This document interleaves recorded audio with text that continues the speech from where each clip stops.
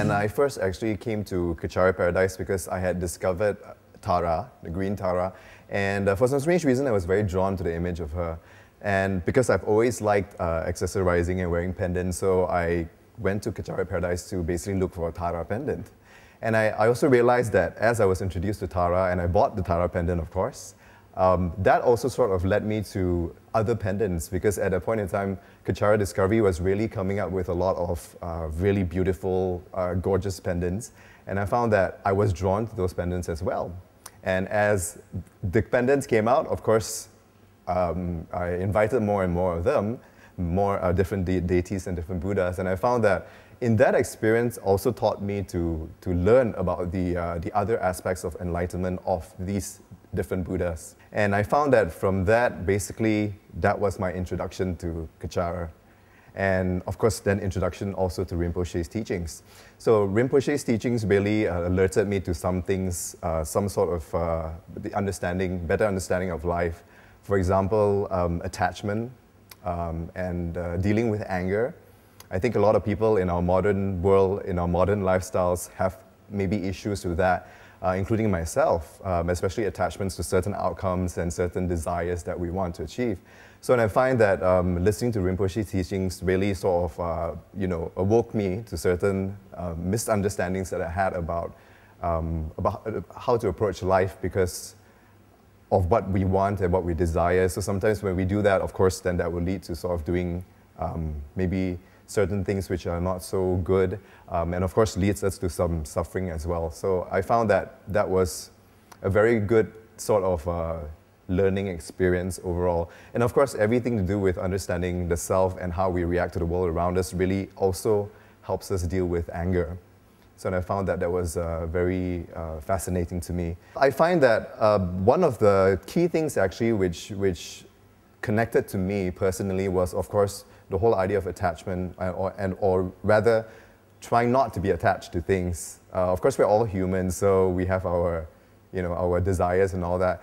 I found that one of the things that I needed to deal with was that. A lot of times when we strive for certain things and we have goals and targets to achieve, that we, of course, cause suffering for ourselves. Not just that, but I think more importantly, we cause suffering to the people around us, particularly those that are close to us, right? Because that's how we tend to react more naturally in a negative way, usually to those that we love, to those people who are around us, because we show our true selves in those sort of settings. So I found that one way, actually, one unique way which I found that I was dealing with my own personal attachments was, for example, was extended to the fact that, because I like to accessorize and I like bling, and I found that it was interesting that my attachments to something small, even accessorizing oneself and looking good and being stylish, was transferred actually basically to acquiring and collecting these pendants. But yet it became slightly different because it became more important. It became something that suddenly had meaning, which had the different sort of meaning, even though it was the same thing. Because if we talk about the pendants just as jewelry, then it's just jewelry and accessories. But here I found that because they were Buddha pendants and they're related to Buddhism, Tibetan Buddhism as a whole, I found that that was, wow, such an interesting twist where something that was a very samsaric sort of attachment is now hopefully serves a better goal. And not just that, because by collecting, like I was saying, by collecting the pendants, because they're really nice and I love them, I found that really also opened my eyes up to other Buddhist teachings as well, especially the different enlightenment qualities of the different Buddhas. I have about 16 pendants now, and I hope to increase my collection some more. I absolutely love them because they are really, really nice. I mean, they're very contemporary looking. I think because if you look at a traditional pendant of a Buddha, for example, it might be a little bit too, maybe, old-fashioned, I think, to be worn by urban people. Of course, they're still beautiful in their own way, but the great thing about the Kechara pendants is because they are designed in such a way that they are very appealing, they're very stylish, they're very contemporary, they are full of bling bling, so it's a great way to accessorize. It's a great way for someone like myself to express myself. I get comments about the pendants all the time because, and these are from people who have never heard of Kechara, right? And also actually people who are not Buddhist, right? And some of them are from different religious faiths as well. But I get a lot of compliments for them actually. So they find them very appealing, and then they will ask questions about what is it, where did you get it? And that of course gives me an opportunity to also share with them some information about Buddhism and of course about Kechara.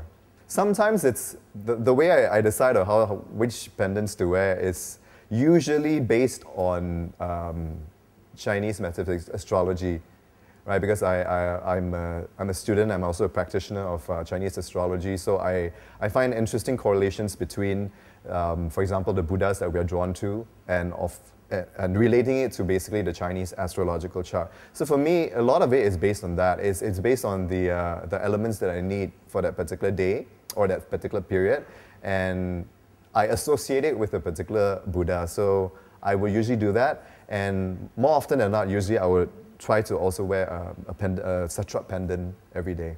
I feel like there is a strong affinity between myself and Lord Satrap. I'm very drawn to the image of Satrap. One is because he, in a sense, he reminds me of the little bit of Chinese deity Guan Gong, right? And more importantly, because I'm very drawn to horses. So, because Lord Satrap rides on a horse, so that's one of the reasons I became drawn to his image. Lord Satrap is basically a protector and will look after a person's spiritual interests. I think the nutshell is that basically you feel safe. I feel safe whenever I have a pendant of Satrap on me. What is life to me? That's a very interesting question because I've been trying to find more meaning to my life for the past few years. And I think I'm a little bit better with my understanding these days. I think a lot of it has to do with what our worldly sort of mission is supposed to be, what we're supposed to do on this earth. And I think, in a sense, it's related to destiny as well. But one thing that's important to me is following my own destiny. And there are two levels to it. One of it is, of course, in the things that we do every day, our day-to-day life, our careers, our skills, making full use of our skills. But slowly and surely, I think I'm seeing and realizing that there is a sense of benefiting other people in what we do, a sense of obviously compassion and taking care of other people around us. And whatever skills that we have as a ordinary human being, for example, or what we are particularly good at, for example, basically should lead to some sort of good, should be of some service to the people around us and if I can say so, I mean like the world at large. So I find myself very drawn to Kechara and Rinpoche's teachings because one of the main things that I've learned, and which is a real eye-opener to me, is that I can be myself, I can still lead the samsaric life that I lead, but yet with a spiritual twist. And hopefully those are the seeds to further knowledge, further enlightenment, shall we say. So I can still be myself, I can still dress like the way I do, and that's also the reason why I love the pendants, is because they're in the style, they're designed in the style that I would wear, that I would choose to be part of my wardrobe, to form part of the way I express myself and my style.